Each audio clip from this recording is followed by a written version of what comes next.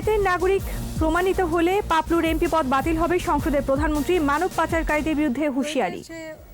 নাগরিক কিনা সেটা কিন্তু কুয়েতের সাথে আমরা কথা বলছি, সে দেখব। আর যদি এটা হয় তাহলে তার ওই সিট হয়তো খালি করে দিতে হবে। পাশ হলো ভার্চুয়াল কোর্ট আইন, নিম্ন আদালত চালু সহ 7 দফা দাবি সুপ্রিম কোর্ট আইনজীবী সমিতি। প্রতারণায় 3 কোটি টাকা আত্মসাৎ করেছে রিজেন্ট, মাস্ক কেলেঙ্কারিতে জিএমআই ও তমার কর্মকর্তাদের জিজ্ঞাসাবাদ। করোনায় আরও 46 মৃত্যু, নতুন শনাক্ত 3,489, সুস্থ প্রায় 3,000। এ মাসে আরেক দফা বন্যার আশঙ্কা, প্লাবিত হতে পারে 20 জেলার বিস্তীর্ণ এলাকা।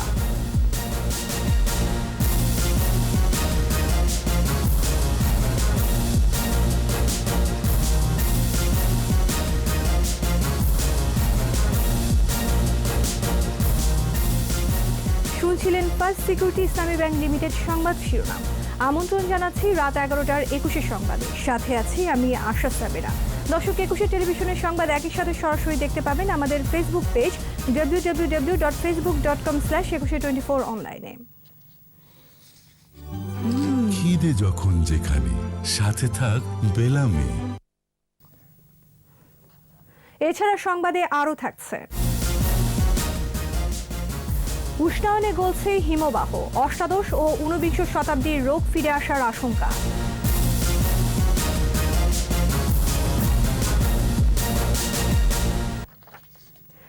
করোনার কারণেই বিদেশে কর্মহীন হয়ে পড়াদের কাজ নিশ্চিত করতে কূটনৈতিক তৎপরতা অব্যাহত আছে বলে জানিয়েছেন প্রধানমন্ত্রী শেখ হাসিনা।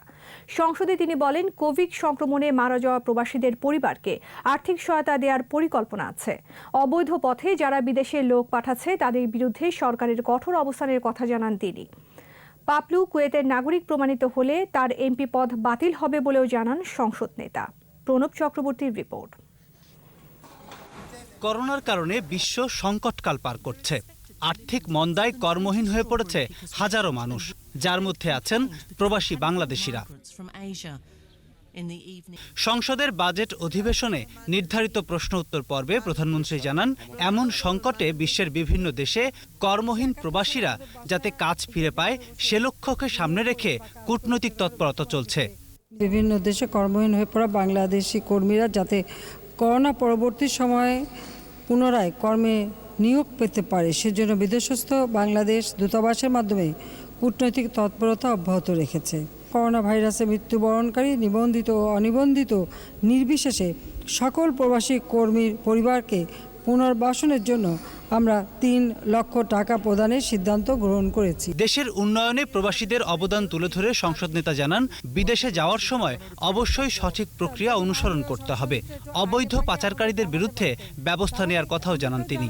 ভালোভাবে দেখা দরকার যে কারা এইভাবে ভুলিয়ে ভালিয়ে মানুষগুলিকে সেই সোনার হরিণের স্বপ্ন দেখিয়ে নিয়ে যায় আর তারপরে বিপদে ফেলে বা তাদের মৃত্যু বরণ করতে হয়, সেটা আসলে করা উচিত। আর আমাদের দেশের মানুষেরও সচেতন হওয়া উচিত। কুয়েতে আটক সংসদ সদস্য পাপুল এবং রিজেন্ট হাসপাতালের দুর্নীতির বিষয়ে বিএনপির সাংসদ হারুনুর রশিদের উত্থাপিত প্রশ্নের জবাবে প্রধানমন্ত্রী বলেন, অনিয়ম খুঁজে বের করে ব্যবস্থা নেবে সরকার। প্রত্যেকটা ক্ষেত্রেই কিন্তু সরকার উদ্যোগ নিয়েছে এবং এই অনিয়মগুলি আমরা খুঁজে বের করেছি এবং অপরাধীদের ইতিমধ্যে গ্রেপ্তারও করা হয়েছে। ওই হাসপাতালের এই তথ্য কিন্তু আমি খুশি হতাম যদি মাননীয় সংসদ সদস্য একটু আগে ভাগে আমাদের জানাতে পারতেন। সে কিন্তু নির্বাচনে প্রতিদ্বন্দ্বিতা করবার জন্য আমাদের নমিনেশন ছিল, আমি কিন্তু দেইনি। তবে কুয়েতের সে নাগরিক কিনা সেটা কিন্তু কুয়েতের সাথে আমরা কথা বলছি, সে দেখব। আর যদি এটা হয় তাহলে তার ওই সিট হয়তো খালি করে দিতে হবে, কারণ যেটা আইন আছে সে আইনের সকলে, আর তার বিরুদ্ধে আমরা এখানেও তদন্ত করছি। অধিবেশনে শিক্ষা সহ দেশের উন্নয়নে সরকারের পদক্ষেপের কথা তুলে ধরেন প্রধানমন্ত্রী শেখ হাসিনা। পরে বিভিন্ন মন্ত্রণালয়ের বিল উত্থাপন ও পাশ হয়। প্রণব চক্রবর্তী, 21 টেলিভিশন, ঢাকা। প্রয়োজন অনুসারে ভার্চুয়াল কোর্ট পরিচালনার বিধান রেখে জাতীয় সংসদে পাশ হলো আদালতের তথ্য প্রযুক্তি ব্যবহার বিল 2020। আর আগামী সপ্তাহ থেকে হাইকোর্টের ভার্চুয়াল বেঞ্চ চালুর সিদ্ধান্ত হয়েছে ফুল কোর্ট সভায়। অন্যদিকে স্বাস্থ্যবিধি মেনে নিম্ন আদালত চালু সহ 7 দফা দাবি জানিয়েছে সুপ্রিম কোর্ট আইনজীবী সমিতি। শাকিরা আরজুর রিপোর্ট। করোনা সংক্রমণ শুরুর পর গত মার্চে সরকার সাধারণ ছুটি ঘোষণা করলে অনির্দিষ্টকালের জন্য আদালতও বন্ধ হয়ে যায়। এমন পরিস্থিতিতে প্রথমবারের মতো গত ৭ মে অধ্যাদেশের মাধ্যমে যাত্রা শুরু করে ভার্চুয়াল আদালত। অধ্যাদেশকে আইনে পরিণত করতে ২৩ জুন সংসদে বিল আকারে উত্থাপিত হয়। বুধবার আইনমন্ত্রী আনিসুল হক আদালত কর্তৃক তথ্য প্রযুক্তি ব্যবহার বিল ২০২০ সংসদে প্রস্তাব করলে তা কণ্ঠভোটে পাশ হয়। আদালত কর্তৃক তথ্য প্রযুক্তি ব্যবহার বিল ২০২০ স্থায়ী কমিটি কর্তৃক সুপারিশকৃত আকারে অবিলম্বে এই মহান সংসদে বিবেচনার জন্য গ্রহণ করা হোক। যারা এই প্রস্তাবের পক্ষে আছেন তারা হ্যাঁ বলুন। করোনাকালে ৫৪টি দেশে ভার্চুয়াল কোর্ট চলছে বলে জানান আইনমন্ত্রী। সীমিত পরিসরে আদালত চালুর বিষয়ে আইনমন্ত্রী বলেন, প্রধান বিচারপতির সাথে এই বিষয়ে তার কথা হয়েছে। মাননীয় প্রধান বিচারপতির কাছে পৌঁছে দিয়েছি। মাননীয় প্রধান বিচারপতি বলেছেন যে আস্তে আস্তে এটা করা হবে। এদিকে স্বাস্থ্যবিধি মেনে নিম্ন আদালতগুলো চালু করতে প্রধান বিচারপতির কাছে দাবি জানিয়েছে সুপ্রিম কোর্ট আইনজীবী সমিতি। সুপ্রিম কোর্টের যে যারা কর্মকর্তা আছেন, যারা সুপ্রিম কোর্ট প্রশাসনের কর্মকর্তা আছেন, তাদের সমন্বয়ে একটি কমিটি করে তাদের সুপারিশ অনুযায়ী আমাদের আদালতটা খুলে দিতে হবে। সুপ্রিম কোর্টের ছুটি কমানো সহ ভার্চুয়াল কোর্টে আগাম জামিন শুনানির দাবিও জানায় সমিতি। ভার্চুয়াল আদালতেও আগাম জামিন চালু করতে হবে। এর আগে স্বল্প পরিসরে আদালত চালু করার দাবি জানিয়েছেন বিএনপিপন্থী আইনজীবী নেতা জয়নুল আবেদিন। নিম্ন আদালতও এই পদ্ধতিতে নিয়মিত খোলা রাখার ব্যবস্থা মাননীয় প্রধান বিচারপতি করতে পারেন। Shaker Arju, ২১ television, Dhaka. Corona test ও চিকিৎসার নামে প্রতারণা করা রিজেন্ট হাসপাতালের মালিক শাহেদকে দ্রুতই গ্রেফতার করা হবে বলে জানিয়েছে র্যাব। এদিকে শাহেদের বিরুদ্ধে আইনি ব্যবস্থা নিতে যাচ্ছে স্বাস্থ্য অধিদপ্তরও। রিজেন্টের প্রতারণার ঘটনায় আটক ৭ জনকে ৫ দিনের রিমান্ড মঞ্জুর করেছেন আদালত। রাষ্ট্রপক্ষের আইনজীবী জানান, প্রতারণা করে রিজেন্ট ৩ কোটি টাকারও বেশি আত্মসাৎ করেছে। বিস্তারিত আহমদ বাবুর রিপোর্টে। কোভিড টেস্টের ভুয়া রিপোর্ট, মেয়াদোত্তীর্ণ লাইসেন্সে হাসপাতাল চালানো সহ প্রতারণার নানা অভিযোগ রিজেন্ট হাসপাতালের বিরুদ্ধে। গত সোমবার উত্তরা ও মিরপুরের রিজেন্ট হাসপাতালে র্যাবের অভিযানে বেরিয়ে আসে প্রতারণার চাঞ্চল্যকর সব তথ্য। গ্রেপ্তার করা হয় ৮ জনকে। কোনো টেস্ট না করেই মন গড়া রিপোর্ট দিয়ে টাকা হাতিয়ে নিত রিজেন্ট। হাসপাতাল চালানোর লাইসেন্স নবায়ন করা নেই, তারপরও কোভিড চিকিৎসা দিচ্ছিল তারা। মঙ্গলবার সবগুলো শাখা সিলগালা করে মালিকসহ বেশ কয়েকজনের নামে মামলা হয়।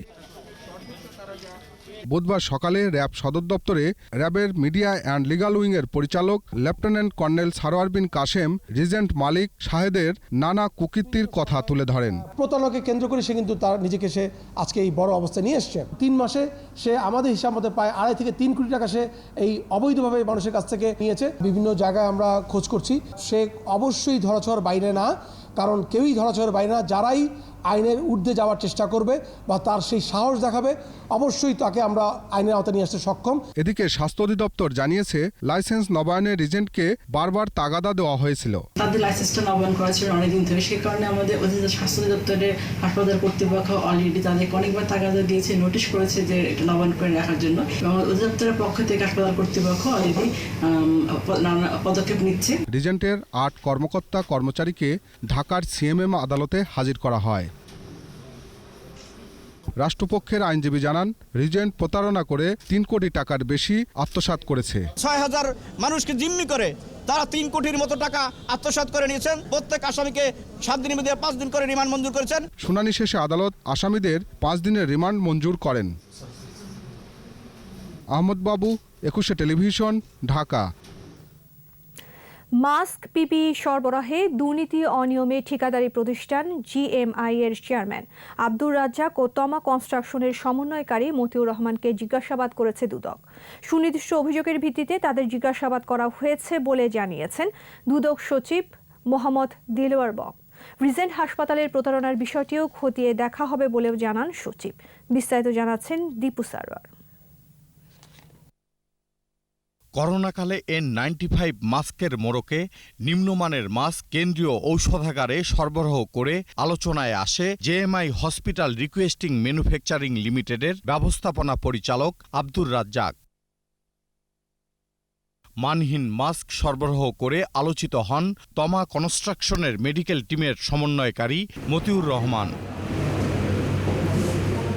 1 জুলাই রাজ্জাক ও মতিউর রহমানের সাথে এলান কর্পোরেশনের কর্ণধার আমিনুল ইসলামকে তলবি নোটিশ পাঠায় দুদক। 7 জুলাই সেগুনবাগিচায় দুদক প্রধান কার্যালয়ে হাজির হতে বলা হয় তাদের। রাজ্জাক ও মতিউর হাজির হলেও অসুস্থতার অজুহাতে হাজির হননি আমিনুল। সকাল 9:30 থেকে বেলা 3:30 পর্যন্ত রাজ্জাক ও মতিউরকে জিজ্ঞাসাবাদ করে দুদক টিম। জিজ্ঞাসাবাদ চলাকালেই দুদক সচিব জানান, সুষ্ঠু অনুসন্ধানের স্বার্থেই তাদের ডাকা হয়েছে। রিজেন্টের বিষয়টিও খতিয়ে দেখার কথা জানান তিনি। স্বাস্থ্য খাতে বিশেষ করে কোভিড-19 ক্ষেত্রে মাস্ক, পিপি এবং অন্যান্য সামগ্রী যেগুলো ক্রয় করা হয়েছে সেখানে দুর্নীতি হয়েছে। সেই দুর্নীতির সাথে কারা জড়িত সেটি চিহ্নিত করার জন্য এই কমিশন তদন্ত কমিটি গঠন করে। তারই প্রেক্ষিতে দুজনকে তলব করা হয়েছে। জিজ্ঞাসাবাদ শেষে প্রথমে সাংবাদিকদের মুখোমুখি হন তমা কনস্ট্রাকশনের মেডিকেল টিমের সমন্বয়কারী মতিউর রহমান। 1,800,000 থেকে 60 পিস 3 বক্স, মূলত 60 পিস মাস্ক নিয়েই ঘটনার সূত্রপাত। যে ইতিমধ্যে সিভিল এভিয়েশন অথরিটি এটা একটা ইনকোয়ারি করছে। আমরা চাই যে এটা সঠিক কিছু বের হয়ে আসুক, যেটা সত্য সেটাই আসবে। তমা কনস্ট্রাকশনের এখানে অনেক ভাবমূর্তির অনেক পূর্ণ হয়েছে। পরে জেএমআই চেয়ারম্যান আব্দুর রাজ্জাকও সাংবাদিকদের মুখোমুখি হলেও প্রশ্নের উত্তর এড়িয়ে যান। দীপু সারওয়ার, 21 টেলিভিশন, ঢাকা। দেশে কোভিড-19 রোগীর সংখ্যা 1,72,000 ছাড়িয়েছে। 24 ঘন্টায় 46 জনের মৃত্যু হয়েছে। এর মধ্যে পুরুষ 38 এবং 8 জন নারী। 15,672টি নমুনা পরীক্ষায় শনাক্ত হয়েছে আরও 3,489 জন। স্বাস্থ্য অধিদপ্তরের নিয়মিত বুলেটিনে জানানো হয়, গেল 24 ঘন্টায় মৃত 46 জনের মধ্যে 38 জনেরই মৃত্যু হয়েছে হাসপাতালে। 8 জন মারা গেছে বাড়িতে চিকিৎসাধীন অবস্থায়। এ পর্যন্ত মৃত 2,197 জনের মধ্যে পুরুষ 1,741 এবং 556 জন নারী। মৃত্যুর হার 1.28% আর সুস্থতার হার 46.96%। 24 ঘন্টায় যা নমুনা পরীক্ষা হয়েছে তাতে শনাক্ত হয়েছে 3,489 জন এবং এ পর্যন্ত শনাক্ত 1,72,134 জন। 24 ঘন্টায় মৃত্যুবরণ করেছেন 46 জন। এ পর্যন্ত 2,197 জন মৃত্যুবরণ করেছেন। মধ্য জুলাই আসছে আরও এক দফা বন্যা। মৌসুমি বায়ুর প্রভাবে প্রবল বৃষ্টিপাতের কারণে বিস্তৃত অঞ্চল জুড়ে দীর্ঘস্থায়ী বন্যার আশঙ্কা করছে পানি উন্নয়ন বোর্ড।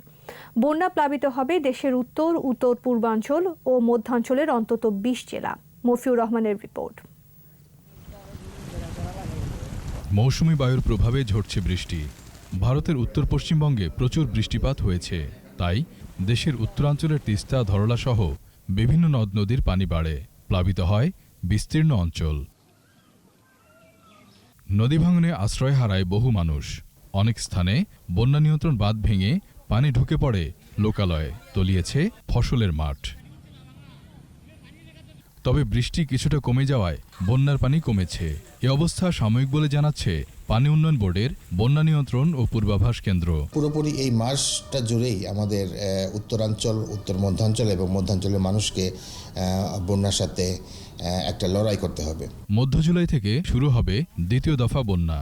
এই বন্যা দীর্ঘস্থায়ী হবে, তাই ফসলহানির আশঙ্কা আছে। এই অংশগুলোর কৃষিকাজেও বেশ ব্যাহত হচ্ছে এবং এখানে কৃষিকাজ কন্টিনিউ করা যাচ্ছে না।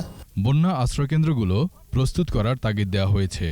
সেই সাথে নদীপাড়ের মানুষদের আশ্রয়কেন্দ্রে থাকার পরামর্শ দিয়েছে পানি উন্নয়ন বোর্ড। মফিউর রহমান, 21 টেলিভিশন, ঢাকা।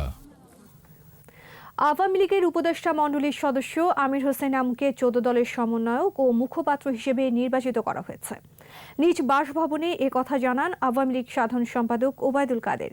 এদিকে এক ভিডিও বার্তায় প্রধানমন্ত্রী শেখ হাসিনাকে ধন্যবাদ জানিয়েছেন আমির হোসেন আমু।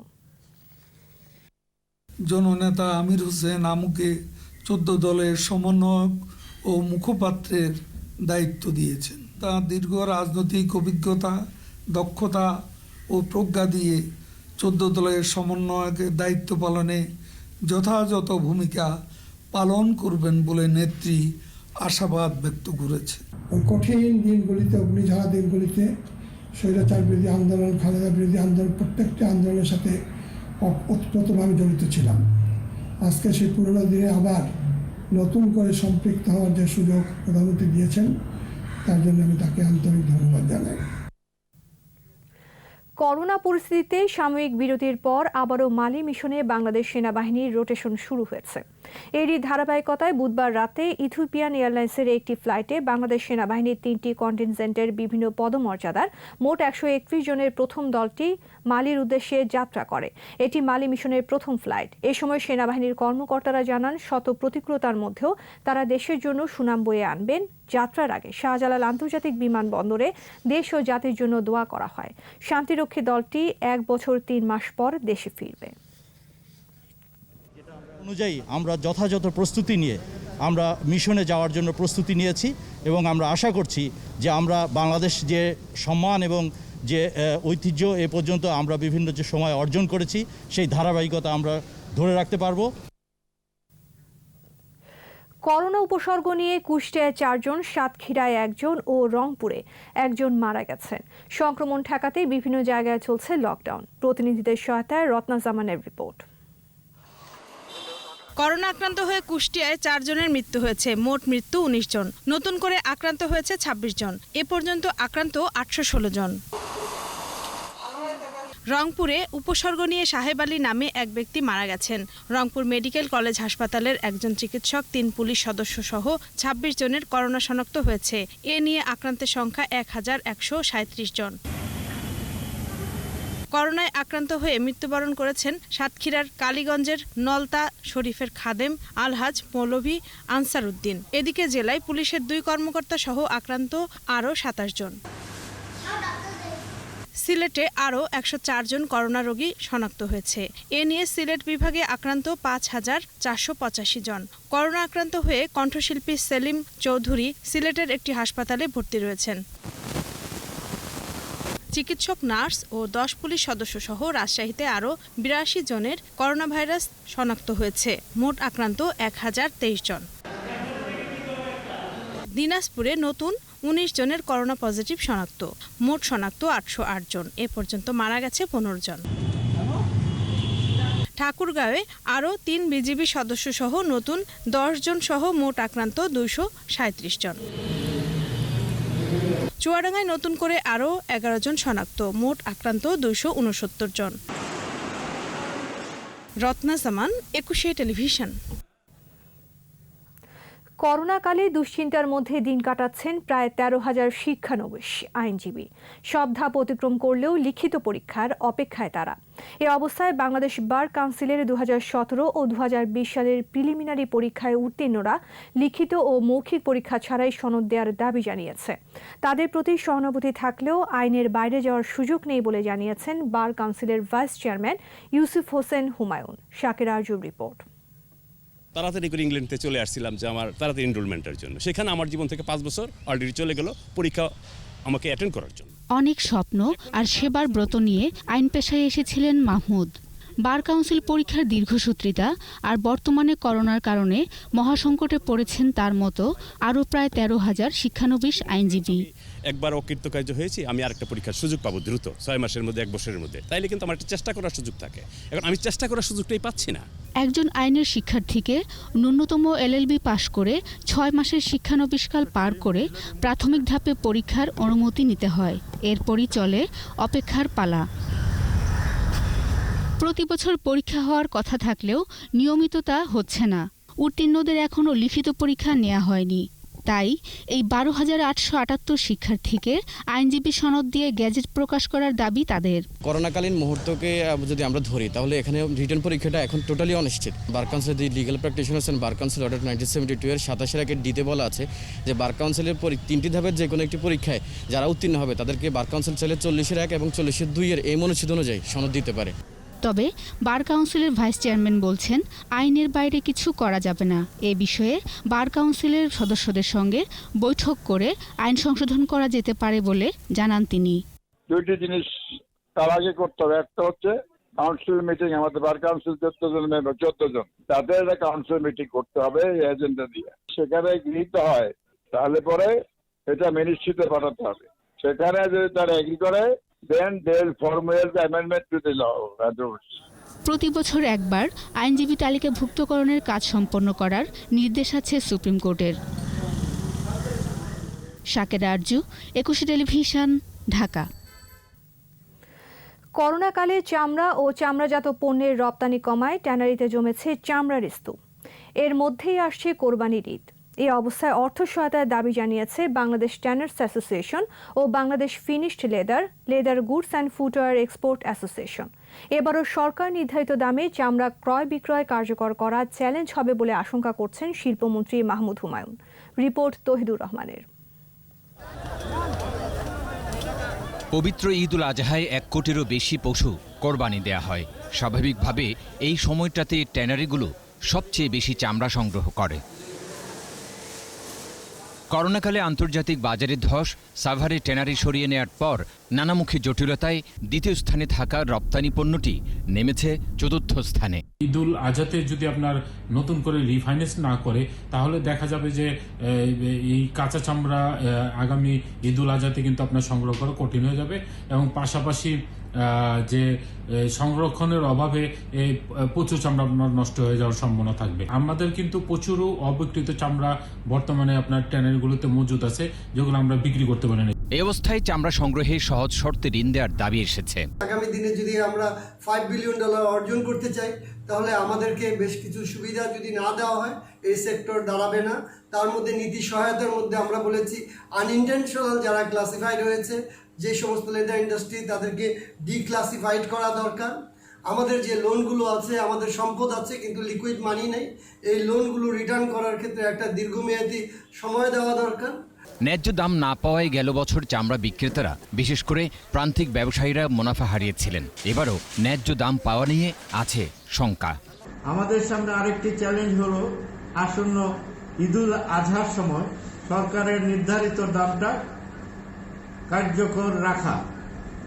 বিশেষ করে বাণিজ্য মন্ত্রণালয় এটাকে নির্ধারণ করে থাকে সকল চামড়া সঠিকভাবে সংগ্রহ ও সংরক্ষণ করে, টু প্রিজার্ভ অ্যান্ড কালেকশন। এই চেইনটা যেন ঠিক থাকে, সো দ্যাট কোনো অ্যানোমালিজ যাতে এখানে না আসে। সরকারের নীতি নির্ধারকরা ব্যবস্থা নিলে আবারও চামড়া শিল্পের দিন ফিরবে বলে আশা করছেন ব্যবসায়ীরা। তৌহিদুর রহমান, 21 টেলিভিশন, ঢাকা। বিশিষ্ট সাংবাদিক AKM রাশিদুন নবী বাবু আর নেই। ইন্না লিল্লাহি ওয়া ইন্না ইলাইহি রাজিউন। বুধবার রাত 8:30টার দিকে রাজধানীর একটি বেসরকারি হাসপাতালে চিকিৎসাধীন অবস্থায় তিনি শেষ নিঃশ্বাস ত্যাগ করেন। তিনি দীর্ঘদিন অগ্ন্যাশয়ের ক্যান্সারে ভুগছিলেন। 45 বছরের সাংবাদিকতা জীবনে রাশিদুন নবী বাবু দৈনিক বাংলা, বাংলার বাণী, দেশ বাংলা, আজকের কাগজ, ইত্তেফাক, সমকাল, আমার দেশ, যুগান্তর, NTV, চ্যানেল 1, ইনকালাব ও সাপ্তাহিক পূর্ণিমার গুরুত্বপূর্ণ দায়িত্বে ছিলেন। তিনি দৈনিক সকালের খবরের সম্পাদক ছিলেন। জাতীয় প্রেস ক্লাব ও ঢাকা সাংবাদিক ইউনিয়নের সিনিয়র সদস্য ছিলেন রাশিদুন নবী বাবু।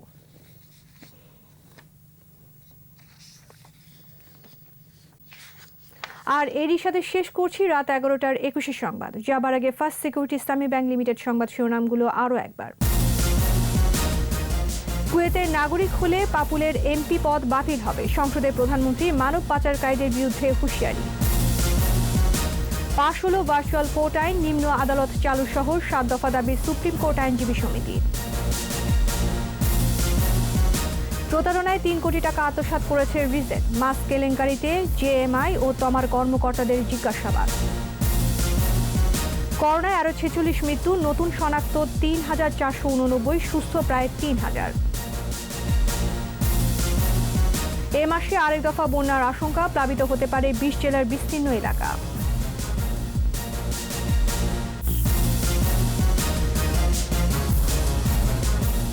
সর্বশেষ খবর জানতে ডায়াল করুন 2021 নম্বরে আর ভিজিট করুন 21tv.com এই ওয়েবসাইটে। এছাড়া ফেসবুকে লগ ইন করতে পারেন facebook.com/2124 অনলাইনে। পরের সংবাদ রাত 1টায় দেখার আমন্ত্রণ রইল। স্বাস্থ্যবিধি মেনে চলুন, সুস্থ থাকুন। ধন্যবাদ।